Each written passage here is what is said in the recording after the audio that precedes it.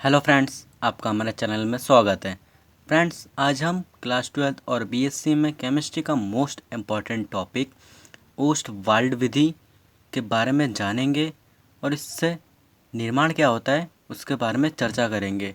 तो यह नाइट्रिक अम्ल यानी HNO3 के निर्माण की औद्योगिक विधि है। तो इसे डायग्राम से समझते हैं। अगर आपने अभी तक सब्सक्राइब नहीं किया तो जल्दी से सब्सक्राइब कर दीजिए।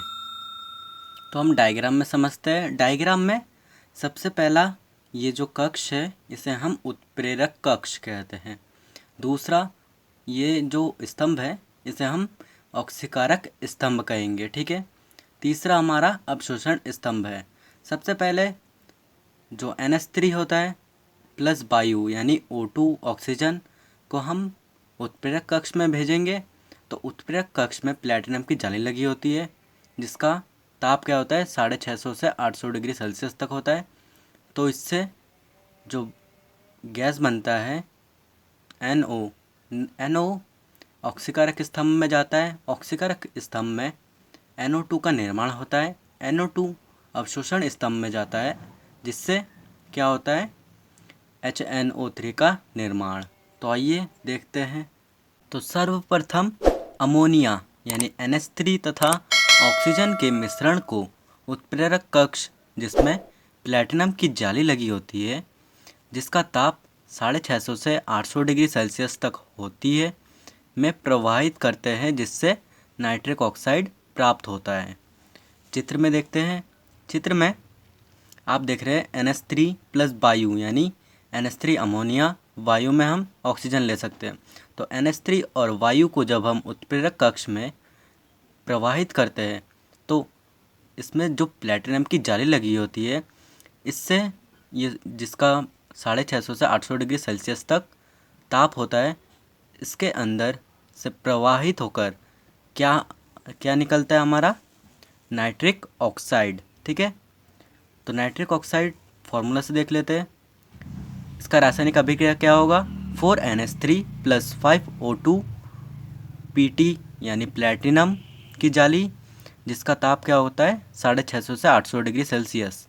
तो हमारा निर्माण क्या होगा 4NO यानी नाइट्रिक ऑक्साइड प्लस 6H2O।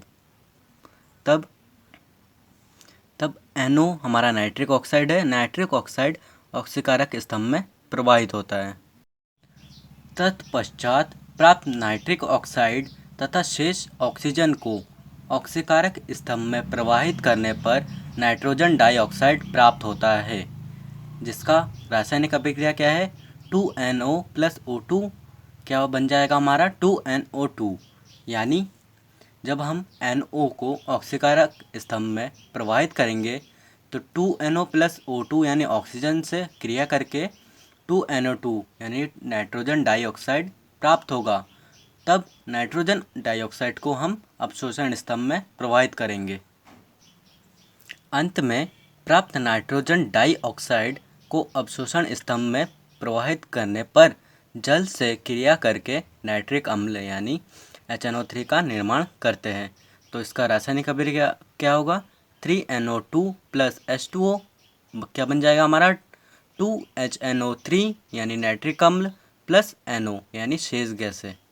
तो हम इसे डायग्राम से समझते हैं। डायग्राम में NO2 यानी नाइट्रोजन डाइऑक्साइड को अवशोषण स्तंभ में प्रवाहित करने पर यह जल से क्रिया करके जिसमें क्वार्ट्ज के पत्थर होते हैं, क्वार्ट्ज के पत्थर के टुकड़े, ठीक है, जिससे जल और NO2 अभिक्रिया करते हैं तो इससे जो शेष गैसें हैं वो इधर से बाहर निकल जाते हैं और जो लिक्विड फॉर्म में होते हैं HNO3 वो नीचे आ जाते हैं।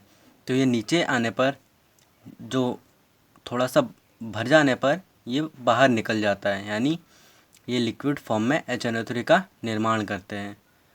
इसे हम पुनः समझते हैं।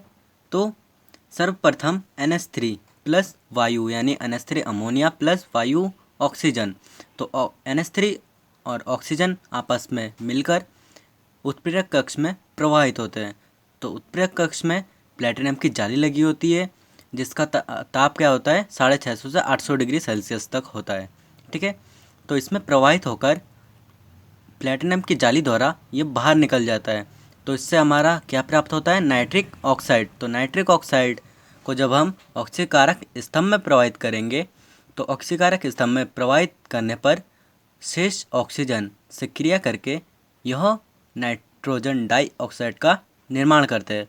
तो नाइट्रोजन डाइऑक्साइड को जब हम अवशोषण स्तंभ में प्रवाहित करेंगे तो इसमें जल प्रवाहित करेंगे जिसमें क्वार्ट्ज पत्थर के टुकड़े लगे होते हैं। जल तथा नाइट्रोजन डाइऑक्साइड आपस में क्रिया करके HNO3 का निर्माण करते हैं और जो शेष गैसें होती है वो बाहर निकल जाती है। तब लिक्विड फॉर्म में हमें HNO3 यानी नाइट्रिक अम्ल का निर्माण। इस प्रकार नाइट्रिक अम्ल यानी HNO3 निर्माण की विधि को हम ओस्टवाल्ड विधि कहते हैं। तो यह क्लास 12th और BSc का मोस्ट इम्पॉर्टेंट टॉपिक है। आई होप आपको ये वीडियो पसंद आया होगा। अगर पसंद आया तो लाइक, कमेंट और शेयर ज़रूर कीजिए। और अगर ओस्टवाल्ड विधि आपको पूरा समझ में आ गया तो कमेंट ज़रूर कीजिए। तो मिलते हैं नेक्स्ट वीडियो में। Thank you for watching video.